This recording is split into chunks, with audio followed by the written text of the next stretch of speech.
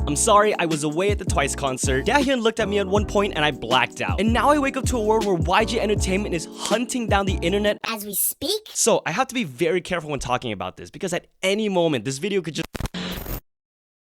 For those who haven't seen it yet, Somi went live on Instagram this week and at one point was just walking through the Black Label building. She then decided to open one of the studio doors, and that's when we heard a snippet of a song we've never heard before blast out of those doors. Somi quickly shuts the door and you can see her soul leave her body like Tom Holland realizing he spoiled Spider-Man No Way Home. From the clip that I'm obviously not going to play, many fans speculated that it sounded a lot like JENNIE, which means it could be a new BLACKPINK song in the works. Again, YG Entertainment responded by immediately chasing down all of the clips, which inherently caused even more buzz and memes, resulting in some theories that all of this may very well have been planned, which is kind of genius but also such a coincidence because over at JYP Entertainment, there are also conspiracy theories being discussed amongst fans regarding NMIXX's debut. Now, I think it's safe to say that the initial reaction to the new JYP girl group's debut was at the very least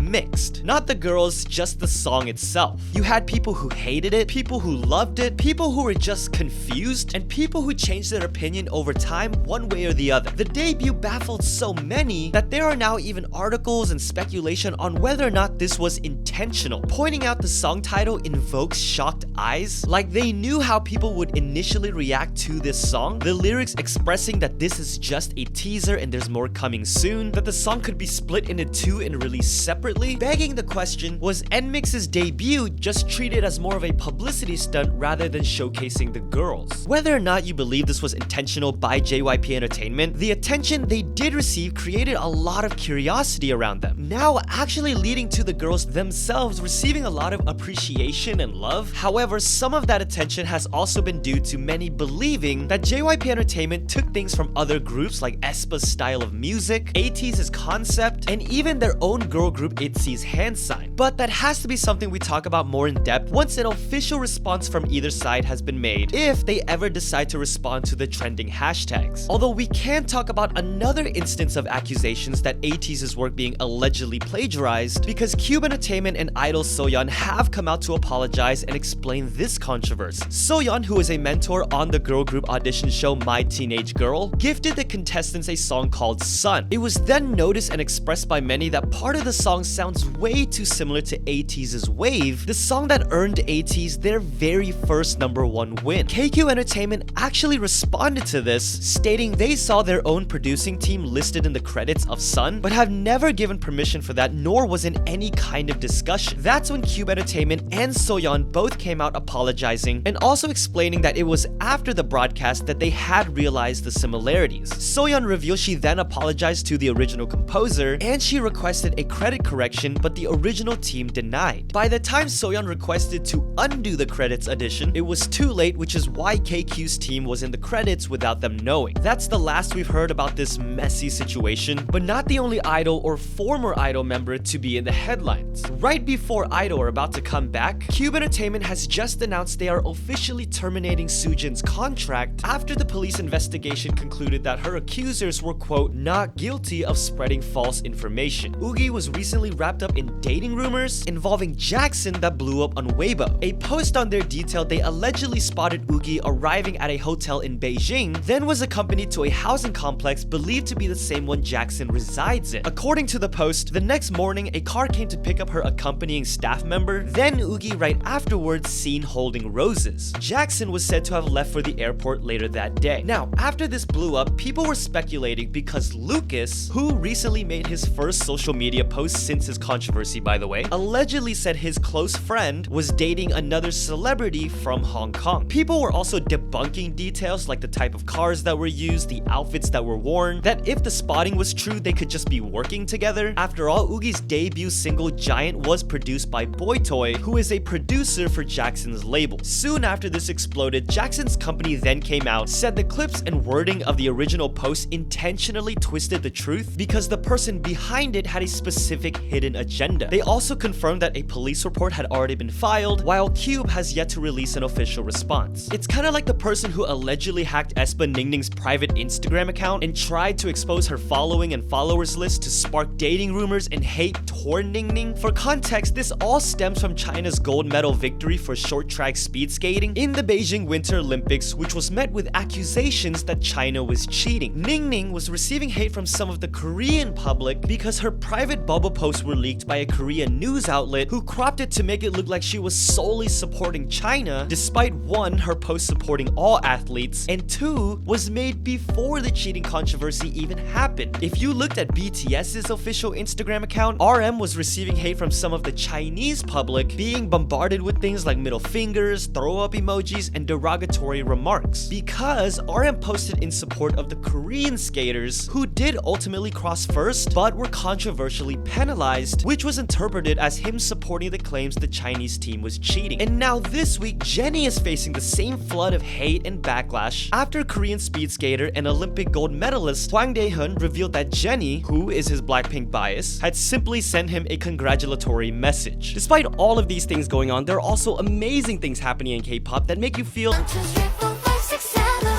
You make me so nervous.